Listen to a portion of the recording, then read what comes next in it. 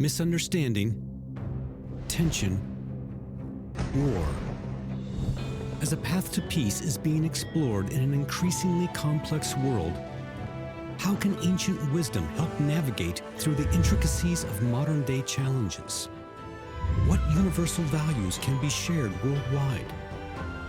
Jeffrey Sachs, professor at Columbia University, shares his insights on how ancient Confucian wisdom contributes to peace.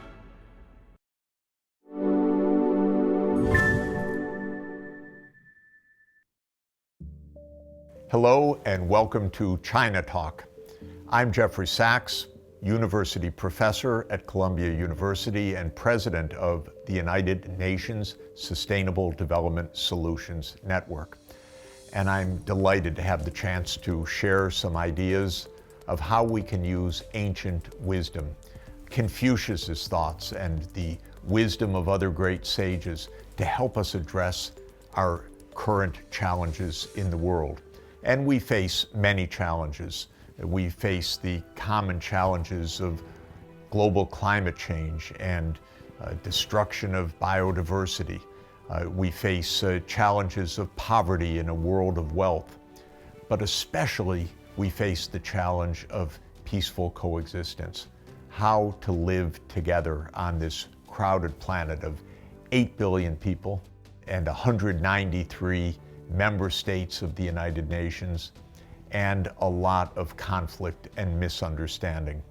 And I believe that by looking at the wisdom of the ancient sages, drawing upon that wisdom, we can help make the world a safer place and thereby direct our real energies and attention and resources to solving the major problems of sustainable development, meaning ending poverty, as China has done, but ending it all over the world, social justice, environmental sustainability, and peaceful cooperation.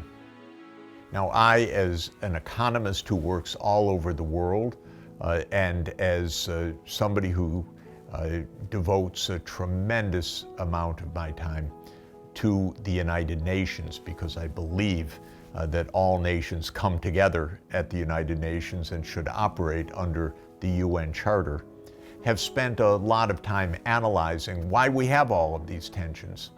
And I view the situation in the following way. Now, the world has changed a great deal in recent years, and this is one of the reasons why there is a lot of global tension. For 2 centuries, the Western countries governed the world, or they thought they did. The European imperial powers dominated much of Africa and Asia after 1800.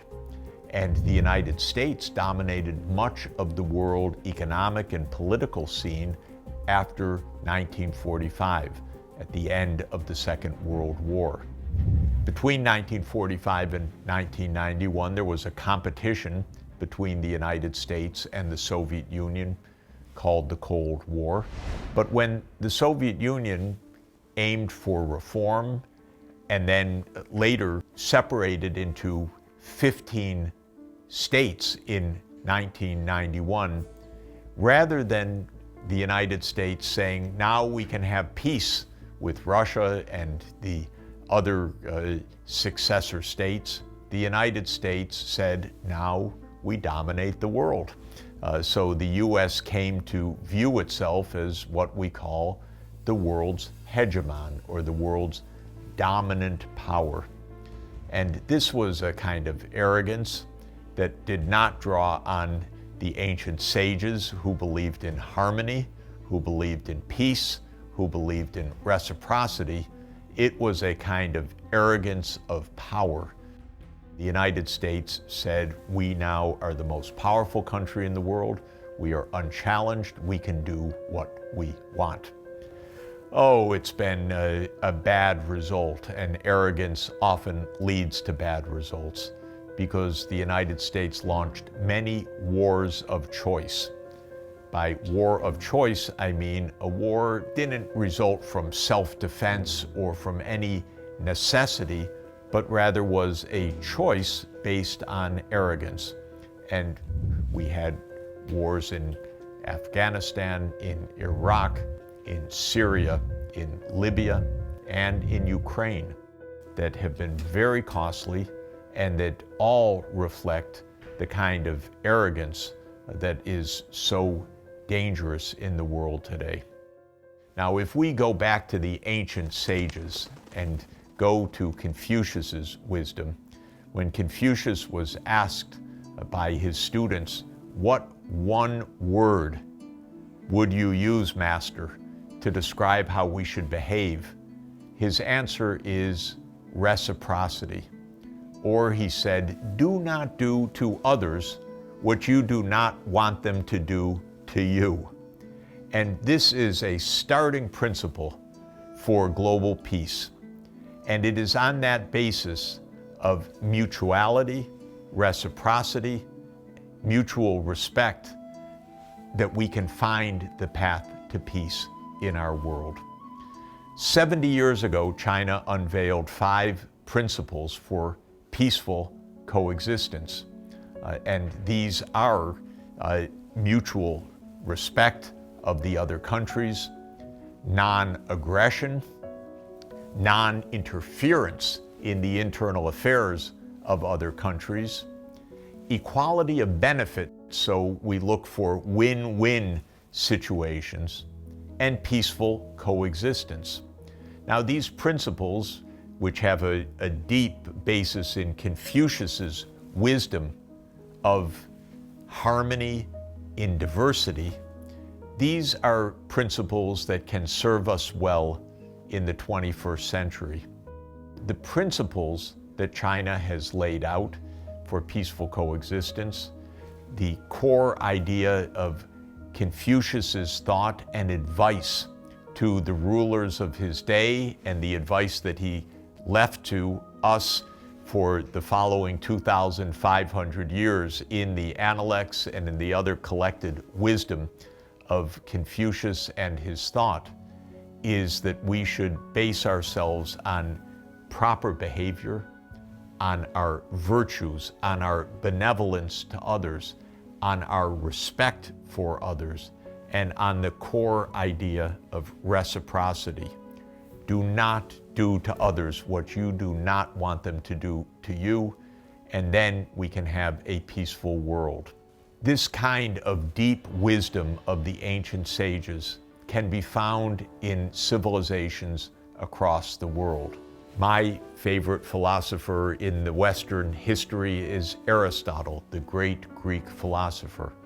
And he taught the importance of character and virtues, both as individuals and as citizens in relating to other citizens, and as leaders that are helping to govern their societies.